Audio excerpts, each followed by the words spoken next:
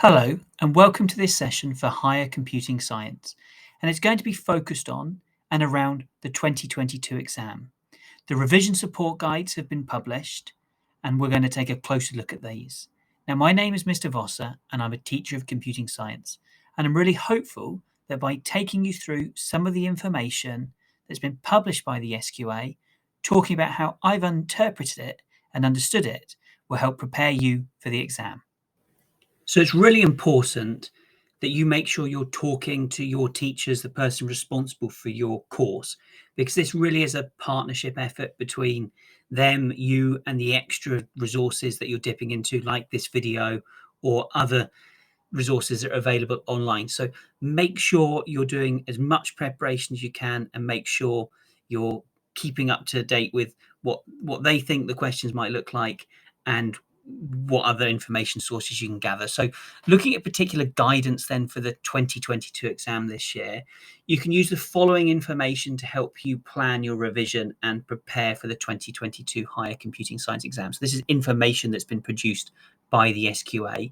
And to give you an idea of what to expect in the exam, the SQA have given some details of those questions. And what we've tried to do here is pick out some questions based upon the steer that they've given. But there will be other questions in the exam, so you'll need to revise all the content for the sections that you will complete. So we'll go through each of the areas that are given us a steer on, and we'll look at questions that are similar to what's been before, but you might have to make, through getting other questions together as well, some kind of judgment on what you think that might look like in the exam. And of course, I've already said, make sure you're working closely with your teachers. So the exam, there are 3 sections in the exam. Section 1 is the software design and development section with the computer systems bit, and that's worth 55 marks.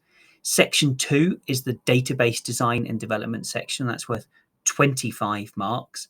And section 3 is the web design and development section, and that's 25 marks. So you're going to attempt all of the questions in section 1, and then you're either going to attempt the section 2 or the section 3 questions. So you don't do section 2 and 3. Everybody does section 1.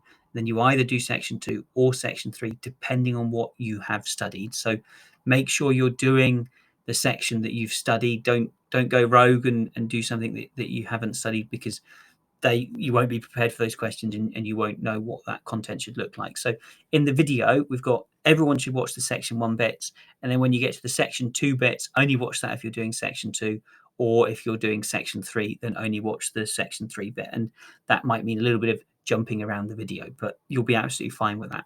So looking then at some general exam technique, it's important, and this exam technique has come from the SQA, it's important you read questions fully before attempting to answer them. So take your time when you're reading them and make sure you understand what's being asked. There's always a lot of clues in the computing science paper, so picking out those clues is going to be absolutely essential. And those clues might look different depending on what section you're in. So in that software design development section, that computer systems section, that might be scenario-based clues, or the code might give you some information. There might be some example code, and you can build your answer from that. SQL, you might be given some structure that you can then continue to draw out and get more information from. And that's exactly the same with the web section as well. If you've got some CSS already, or if you've got some JavaScript already, or you've got some HTML, does that give you clues on what your answer should be looking like? Especially if you're having to make something more efficient, being able to get stuck in and pull apart what you've been given from the code or the clues can really help you pick up some marks. So taking that time to go through those questions is absolutely important, and making sure you answer those questions according to the question type. And we will look in a minute about the different types of questions, because the SQA have defined what they're looking for from those question types. So if you're asking to state something or identify something, then that's a shorter type of answer than if you're being asked to describe or explain something, or if you're being asked to do some kind of design or writing of code.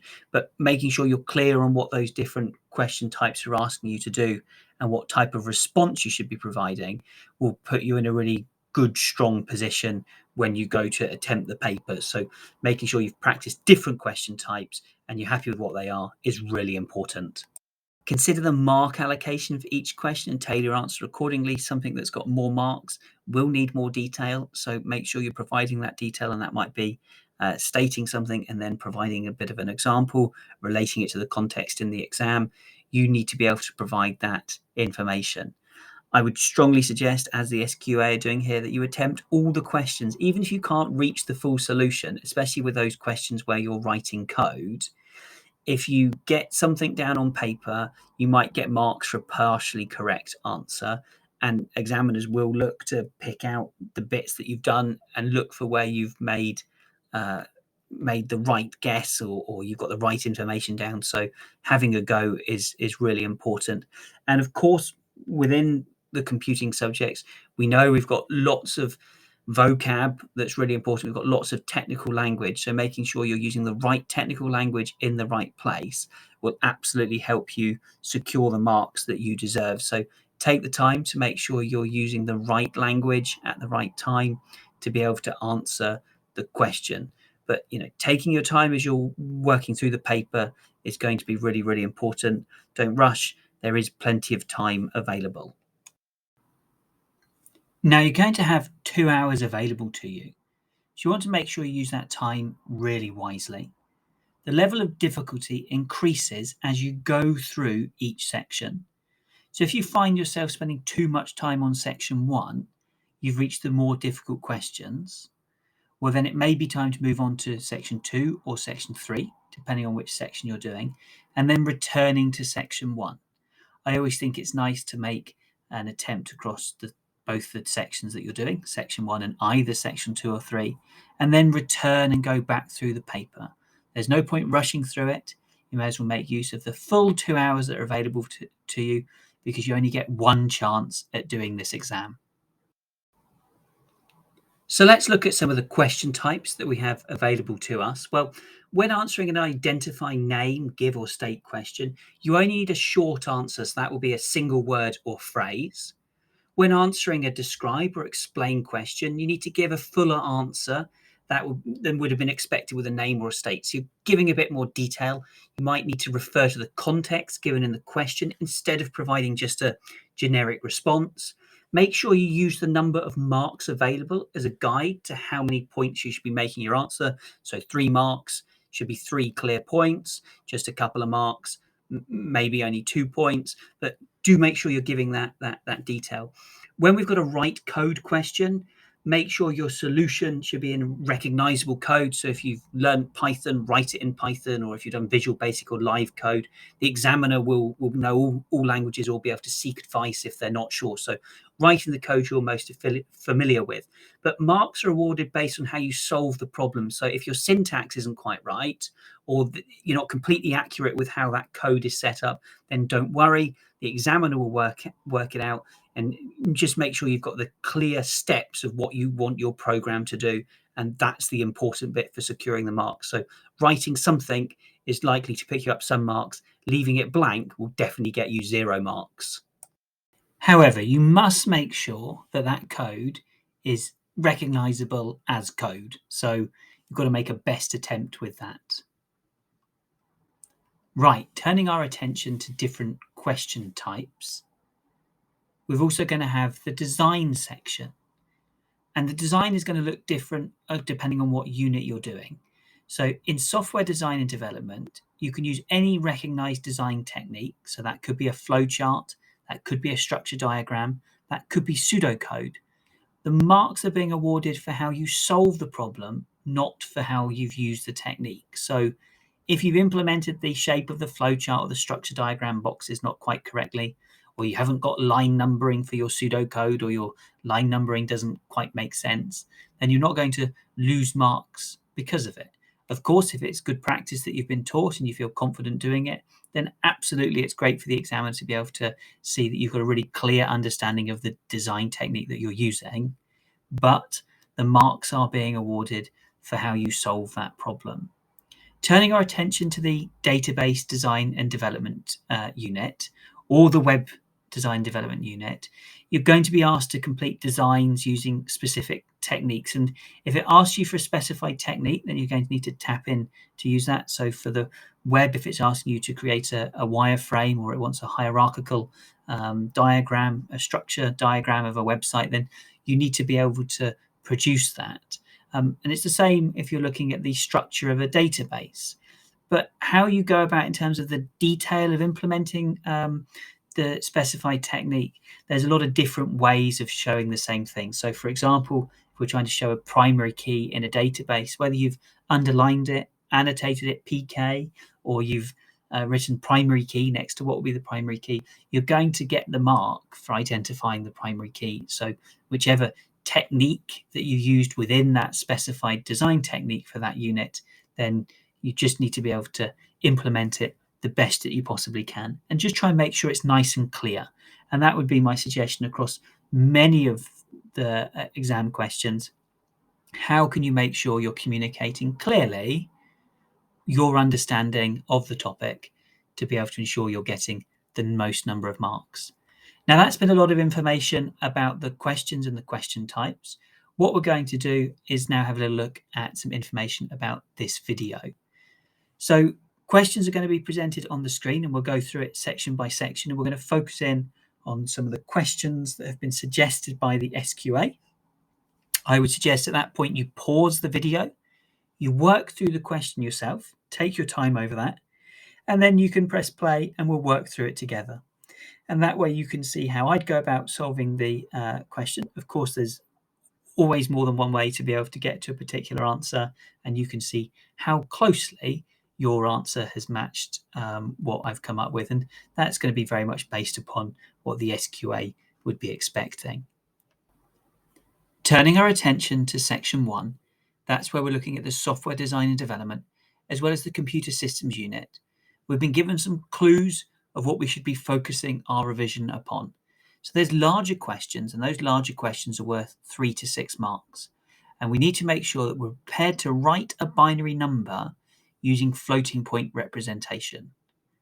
Another area that we need to prepare in is making sure that we can define a record structure and use this in the solution to a problem. We also need to be able to design a solution to a problem that requires a count algorithm, a count occurrence algorithm. So we need to make sure we're familiar with that type of standard algorithm. We're also going to need to prepare to design a program that will read data from a file and store it in an array. So you need to be able to make sure we can read data in and get that stored in a list. We want to be able to make sure we can write code that makes use of a linear search algorithm to be able to solve a particular problem. We'll also need to be prepared to be able to use a trace table to identify and correct a logic error in code.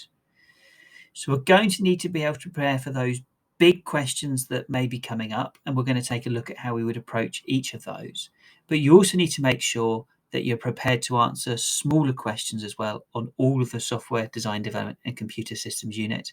And alongside this video, there's other videos available from the Forth Valley and West Lothian RIC, which are well worth checking out.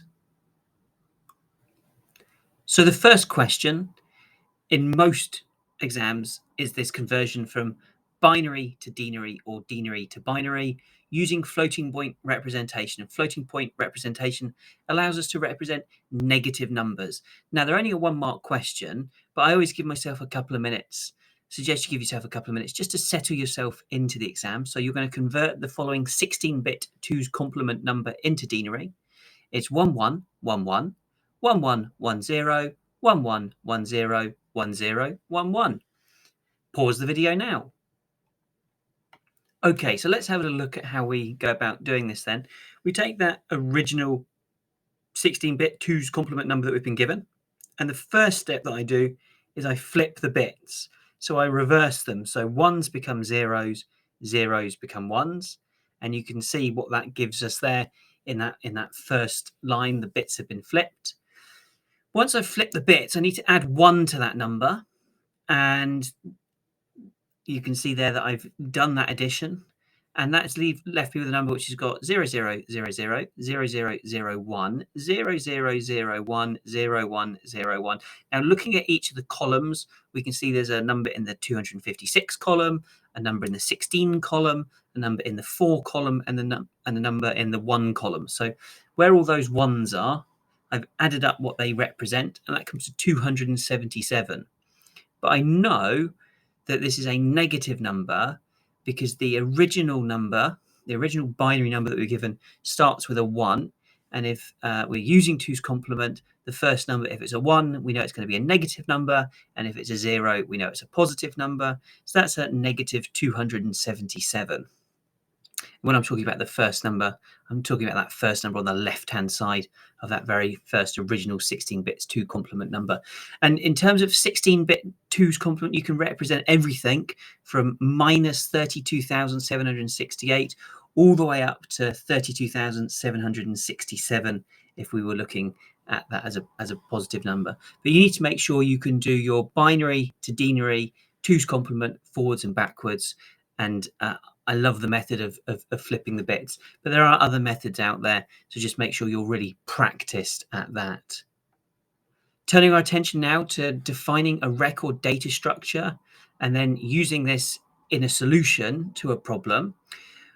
Well, we've got the big IQ company stores the results for an intelligence test in an external CSV file. The data includes each participant's unique ID number, name, town, and score. An extract is shown below, and you can see there's a number followed by Jim, followed by Smith, followed by Sterling, followed by 73. We know it's a CSV file. That's a comma separated values, so we can see the commas separating those values. There are 5,000 participants listed in the CSV file. The big IQ company wants to find and display the name of the town for the participant with the highest score. So the data from the file is imported into an array of records. Using a programming language of your choice, define a suitable record structure. So we've got a 3-mark question here. Pause the video for about 3 minutes and see if you can create yourself a record structure to store that data. Okay, looking at the answer then in terms of how we can store that record structure. Well, I've got record participant is, opening my brackets, string ID number, string first name, string last name, string town, integer score.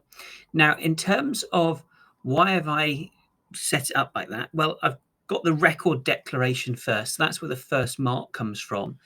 Record participant. Now, you could have called it anything you like. It doesn't have to be called participant. But that seems like a sensible option based upon what was in the question. And then we're going to have the 5 variables, the ID number, the first name, the last name, the town, and the score. Now, you also need to make sure you're getting the correct data types for the 3rd mark. You'll see I went for a string for the ID number. That's because the data that was given to us in the table, some of the ID numbers started with a 0. Now, we know numbers can't start with zeros, so it has to be a string if we want to be able to store the 0 within the ID number. It's much like if we were storing a mobile phone number, for example. So keep your eye out for that cheeky 0 at the start. That would certainly say it needs to be a string and not an integer. We know first name, last name, and towns are all storing text. And then the score is an integer because it's a whole number that's being stored.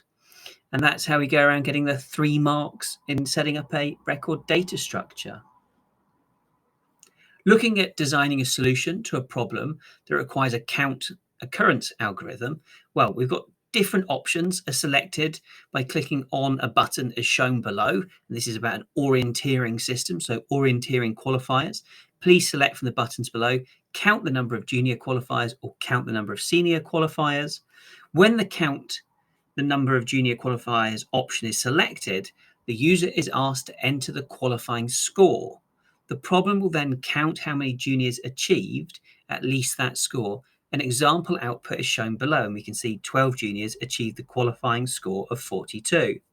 Using a programming language of your choice, write the code to ask for a qualifying score, and then output the appropriate message. And we know what we want that message to look like there. So it's 5-mark question, pause the video for about 5 minutes, give yourself a go at that. Good luck. Okay, looking then at the answer to the question of using a programming language of your choice, write the code to ask for a qualifying score and then output the appropriate message. We need to start off by declaring count initially as 0, and that's us going to count how many juniors there are. We need to receive the score from the keyboard, and then for index from 0 to 199, but you could write from 1 to 200 as long as it's clear the loop is going through 300 times. Do, and this is what's going to happen in the loop, if category index equals junior and score index equals qual score, then we're going to set count to count plus 1, and then we're ending the if. We've got the next for the for loop, and then we're sending the count, and the juniors achieved the qualifying score and qual score. So let's just make sure we know where the marks are being awarded here. 1 mark for initializing and incrementing the counter. So we know we're counting juniors, so somewhere you're going to need to start off with a count, and then every time you've found a junior with a qualifying score, we're going to need to be counting that up, and that's where we've got that set count to count plus 1. Now, if your code doesn't look exactly like this, but you've got that action happening, then you'd obviously get the mark. We know we've got a loop going through 200 times, so obviously that's, I've written here about there being a for loop, but if you have just got some kind of fixed loop looping through 200 times, then you'll obviously get the mark there as well. The condition to make sure we're matching the category, so we need to check that the category is the junior. We only want to count the juniors, we don't want to count any seniors, so that's the first bit of the if statement. The second condition in the if statement is to check their score is matching or larger than the qualifying score, the qual score. So if they've hit both of those two conditions, then the count is going up. And then we know what we want the output to look like, and we need to make sure that we're clear on how that output is structured. So we've got the count, and then we've got the juniors achieve the qualifying score of, and then we've got their qualifying score. That there is concatenated. So concatenation is where we join multiple strings together. So you need to make sure that that's done with like an ampersand or a plus symbol. Just needs to be really clear that you're joining those bits together to achieve all 5 marks that are available. Now, if you didn't know all of the bits there, you could still pick up quite a few marks just by doing some declarations of the counter, trying to make use of that counter. You know you've got a for loop going through 200 times, so just having a go at getting the loop set up. And then you also know what you want the output to look like. So putting send and then the bits of information that create that output message, and maybe specifying that to the display, for example, could help you pick up 3 easy marks, even if you don't get the full 5 marks. So with all of these questions, they can feel quite intimidating, but you must make sure you have a go, and you must get some code down, even if you don't think it's quite perfect, because some code might pick you up some marks, but leaving it blank, you're definitely going to get no marks. Looking at how we can design a program that will read data from a file and store it in an array, well, we've got a new app is being developed for movie fans. The app will have information on the top 100 movies of all time, including the studio that made the movies, fan ratings, and takings at the box office. And we've got some sample information there about the title, studio, the rating out of 100, and the takings in $1 million. So we can see there that we've got the whole number for the rating, 85, 42, 95. We can see the takings is 6.7, 0.4, and 12.5. And then we can see text in for the title and the studio that made it. Using pseudocode or a programming language of your choice, write an algorithm which asks for a studio name, totals the number of movies that the studio has in the top 100, and saves the studio name and total to a file. 6 marks question. Give yourself about 6 minutes. Pause the video now. So looking at the answer, we've got to be able to handle some data here with writing to a file. You've been given the steer that you're going to need to read the data from a file and store it in an array. I mean, effectively, this is the same type of task, but the other way around. So, you'll be able to do lots of practice of writing out what this could look like. Now, we've got an answer here which kicks off with declaring count initially as 0, and we're receiving the target from the keyboard. And then for the index from 0 to 99, so you could write 1 to 100 as long as you've got this idea of looping through 100 times. We've got a if top movie index.studio equals the target, then the count equals count plus 1, ending our if. And then once we've done that, we're opening our highest.txt file, we're writing the target and the count, and then we're closing the file. So initializing and incrementing the count, you're getting 1 mark for that. The loop going through the array, so that's using the index and going through each of the 100 items, that's your 2nd mark. We've got a couple of, we've got an if condition there, which is if the movie's index.studio matches the target, and that comparison happens, then the count equals count plus 1. And then we've got the ability to open or create the file and close the file. And then we've clearly got the write of the target and the count information to the file. Of course, if you're opening a file instead of writing, you could read from a file. And once you've read from the file and assigned the information to an array, then you can close the file. So very similar handling procedures, whether reading or writing. And once you've got that information in an array, you might need to loop through it, for example. So it's just a case about reading the question, the scenario, and then applying the knowledge to that scenario that you have. Let's look at how we write code that makes use of a linear search algorithm to solve a problem. So we've got the incomplete function shown below performs a linear search to find the position of the target items in the following array of strings.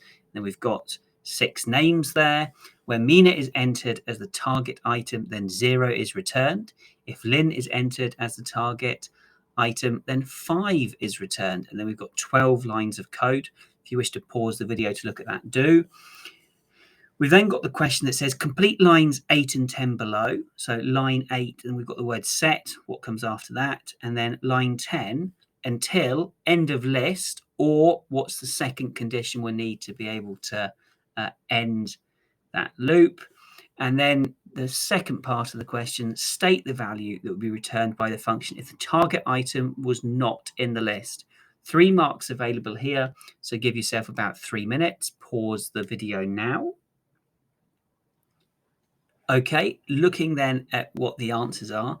Line 8, we'll be looking to set the position to the index. So if we've got a search happening, we're going to want to know what position the item is that we're looking for, and that position will be the index that it's currently at as it's looping through. So we're setting position to index.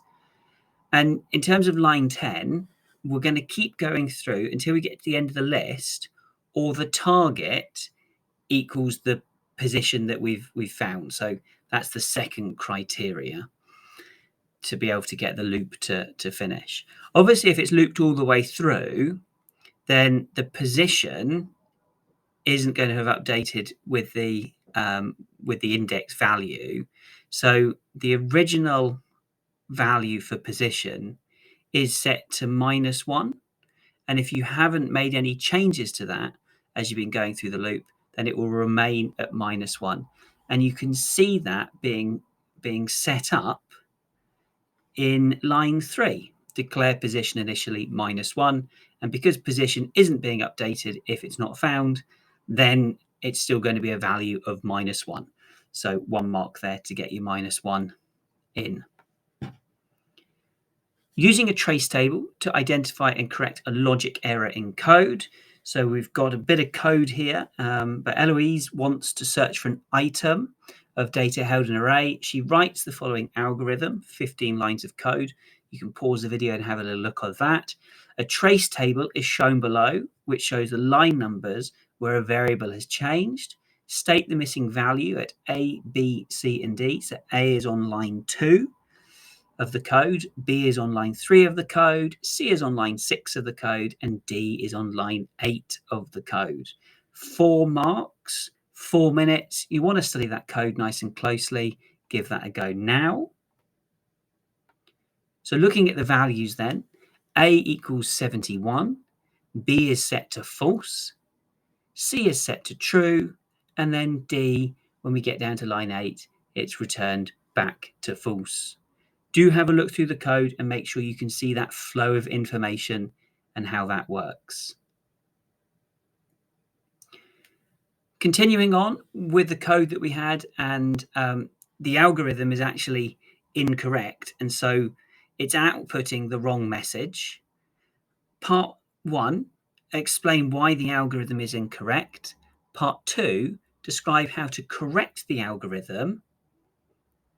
You've got 2 marks available, 2 minutes. Pause the video now and give that a go. Okay, to explain why the algorithm is incorrect, you'll see here there's being a reset, and the reset's found to false for every non-matching item. So that means if you have found a target, it continues looping through, and it's going to put that back to false. And obviously, you don't want that to happen. So it continues looping after the target's been found. So if the target has become found, then we would rather want the loop to stop. And that's where describe how to correct the algorithm comes in. So we could remove line 7 and 8. So found isn't being set back to false. That's one option. Or you could use a conditional loop, and that conditional loop keeps going through until you get to the end of the list, or found is true. And once found has been set to true, then that loop would automatically stop. And either of those approaches, I think removing line 7 and 8 is probably the easiest option, but use of a conditional loop would absolutely be accepted as well. Turning our attention to section 2, which is an optional section. So you'll either do this section on database design development, or you'll do section 3. So only watch this bit of the video if you're going to be doing the database design development section. You should be prepared to complete designs of queries that use wildcards and aliases. You're also going to need to be able to be prepared to write an SQL statement that uses the results from another query. And the third thing we're prepared to do is to be able to make sure we're able to write SQL statements that use computed values and aggregate functions. Of course, we're needing to prepare for all of the work across the database and design and development unit, all of the content, but we've got 3 big areas to focus in upon initially. So we might need to complete designs of queries, potentially using wildcards and aliases. Well, here we've got a company offers driving lessons. They have a number of instructors, and they currently organize their customer bookings as shown in the 3 database tables below. Take a little time to study those. Design a query to display the customer's forename, surname, and the total amount of hours of lessons booked by each customer during May 2019. The design has been partially completed for you. You've got 3 marks, so that's 3 boxes likely needing to be filled in for 3 minutes. Pause the video now and give that a go. Okay, so looking at the design then, in terms of the fields, and we know there's a calculation that needs to happen here. We've got the forename, the surname, and the sum of the lesson duration. So that's adding together the length of all their lessons. The search criteria, we've got the date equaling, and then I've used a wildcard, and then May 2009. You might have set yourself up a date range there. That's absolutely fine. And then we've got the grouping of forename and surname to make sure we're getting that information organized. There's nothing about sorting, so I've just left that box blank, and that gives you your 3 marks available for that question. Looking at how we write SQL statements that use computed values and aggregate functions, well, the company here charges £35 per hour for each lesson booked. Using the sample data provided, write the SQL statement that would produce the following output. Total payment, £245. It's a 3-mark question, so we'll look to spend 3 minutes on it. Effectively, what we want to do to be able to answer this question is to select the sum of the lesson's duration times 35. So we know how long in terms of hours from the lesson duration. So they might have 5 1-hour lessons. So we're adding up each of those 1-hour lessons, and we're multiplying that by 35. And then we need to store that into its own field, and that's going to be of total payments. and that information is coming from the booking table. So you're getting 1 mark for giving that clear information about which table it's coming from, 1 mark for where you're going to store it, and the third and final mark for that use of that sum function, and then the lesson duration multiplied by 35. And that gets all of that information stored in nicely. Looking at writing an SQL statement that uses the results from another query. Well, the customer, Simon Wenger, has moved home. His new address and postcode is 7027 Drummer Street, AB33 7QR. Write the SQL statement to make these changes. So it's a 3-mark question. Writing ourselves some SQL. Potentially in the exam, you might have to refer to another query, but that's okay because you can just reference that. Just practicing writing SQL is really important. Pause the video now, 3 minutes. So a couple of ways then to be able to solve this problem. We could write the SQL statement as an update customer, set address, and then that new address information, postcode equals. And you could do where forename equals Simon and surname equals Wenger. So that's just making sure you're referring to the right record in the table. Or you could, which I think would be my preferred option, is update customer, set the address to 27 Drummer Street, postcode, and then where customer ID equals 2. But that's making sure then that you've identified what that customer's information ID number is, and that was clearly presented on the exam paper if you had that available to you. So either of those solutions, absolutely acceptable. Turning our attention to section 3, which is our other optional unit, that's the web design development. So you're either doing this or section 2. We're going to need to make sure that we're prepared to draw a wireframe design for a form on a web page. We're going to need to be able to make sure that we're prepared to write CSS rules that use a grouping selector. We're also going to make sure that we're prepared to write CSS rules to implement margins, padding, and a hover option as well. And finally, we're going to want to make sure we're prepared to rewrite JavaScript code to call a function following a user's click. So we will have a look at each of those in turn, but as well as those, you need to make sure that you're prepared to answer questions from all the other content that's in the web design and development unit. So you're going to need to revise everything, as well as focusing in on these particular options.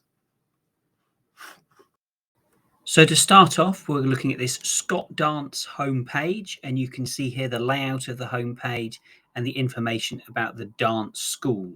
So looking to the question, we've got the main element of the homepage is to have the same CSS styles applied to it as the header element, with the exception of the CSS rule to set the height. The height rule should only be applied to the header element. So the CSS rule applied to the header element at present is shown below. Header background color white, margin top 20 pixels, margin bottom 20 pixels, height 90 pixels. Write the new CSS rules required to style both the header and main element in the most efficient way. Good clue here, your answer should include the use of grouping selectors. 2 marks, 2 minutes. Pause the video now and give it a go. So how we can write this out is having the header and the main separated with a comma. We've got our brackets opening, and we've got the 3 declarations that they share, the background color being white, the margin top being 20 pixels, the margin bottom being 20 pixels. And then we've got our second header selector with just the height property in it. So to get you 2 marks, you need everything to be correct with that CSS as you've already been given it, and you're just writing it out to be more efficient. Looking at drawing a wireframe design for a form on a web page, we can see here the Studio Hire web page should include a form for online bookings. When using the form, customers will need to submit the following information: name, mobile number, date, session, sessions either morning, afternoon, or evening, additional information, which is a max of 400 characters. Use this information, draw a wireframe. So we're drawing a wireframe design for the form on the Studio Hire page. It's a 4-mark question. Give yourself 4 minutes to get it all drawn out nice and neatly. So looking at my answer here for the wireframe that I've sketched out, we've got name, mobile number, date required, session, additional information, all clearly set up with spaces for that information to be inputted. I've also got some suitable control options. So I've used a drop-down list box for sessions for morning, afternoon, or evening, and you can see that's labeled clearly on there. I've also made sure that I've got some validation on the date required by using a date picker, and the additional information, I've got validation there showing clearly it's limited to 400 characters. And then I've of course got the good old submit button to get my 4 marks that are available. Take your time with wireframe designs. Very easy to pick out all the information and then label the key bits of information so that the examiner knows you fully understand where your validation is going and how you're designing the answer. Looking at the writing of CSS rules to implement margins, padding, and where we may wish to hover items. Tomek was asked to make all the large headings appear in the Tahoma font, which is blue and centered wherever they appear on each page. He chooses to do this with an external style sheet, writing some CSS rules to manage the large heading. 3 marks, 3 minutes. Pause the video now and give that a go. So we can see here I've gone for H1, but if you went for H2, H3, any of the headings options would be absolutely fine, just making sure you're clearly referring to a heading tag. I've got here my font family, I've got my color, I've got my text line, and I've just got that by picking that information out of the question, and that gets me my 3 marks. Of course, if you're having to refer to margins or padding, just making sure the specific information to be able to get that set up correctly is absolutely important. So make sure when you've had a look at your cascading style sheets, you know what your declarations are, and you're also happy with what properties you're putting into that. Okay, turning our attention to rewriting JavaScript code to call a function following a user's click. Well, we've got some information here which is about the changing of a graphic size as the mouse arrow passes over and out. So we're being asked to write HTML code with a JavaScript function that would permanently display the graphic at 300 pixels by 300 pixels when the graphic is clicked. So this is a very closely matching task. Give yourself 3 minutes to get it answered. Pause the video now. And the code we're looking for to be able to answer the question, image src equals guitar.jpg, on mouse click equals display big, and then this. So that's the bit of HTML followed by the JavaScript. We can clearly see the JavaScript is there because it's within the script tags. We've got function display big. You could call your function whatever you like though. My image, and you're going to set my image.style.width to 300 pixels by 300 pixels for the height, and then we're closing that off. Obviously, you've got a lot of that information and that structure already in the question, so it's just a case of applying it to the scenario that you've been given to get your 3 marks. 1 for the on mouse click, 1 for the width, one for the width and height, and then 1 for that function being created. Hopefully those questions have been useful to you, but of course they're not the only practice questions that are available for you. As I said towards the start of this video, the Forth Valley and West Lothian RIC have produced other videos just like this for computing science with more information, more practice questions that you can go and access. And the best preparation really is for the exam to work through exam style questions that are similar in style. The SQA have produced tables, and those tables provide the SQA questions that are similar to ones which might be in the exam, but also ones that are currently in the course content. So some of the older exam papers have questions and they're asking about topics and information that are no longer examined. So make sure you use the information the SQA provides to identify the correct questions from the correct past papers, and that you only work through those questions. And that's going to help you concentrate your revision and make sure that you've used the best questions to prepare you as fully as possible. So don't go working through whole past papers. Make sure you're picking out the key questions to be answering questions which reflect the content and the sections that you will be doing in the 2022 exam. Okay, well, now we've been through the 3 sections, and we've also had a little revision over what's been expected and what's been provided within the 2022 Revision Support for Learners Guide. All I can do is return to my original points. That is, hopefully you've got a good advice within your class from your teacher, and you've had good guidance on what they expect you to prepare for in the exam, make sure you're planning your revision and you're sticking to that revision plan, because the more revision you can do in preparation for the exam, the easier and more able you should feel when answering the questions. I wish you the very best of luck in your 2022 National 5 Computing Science exam, and hopefully you do really, really well. Thanks very much for joining me for this session. Goodbye.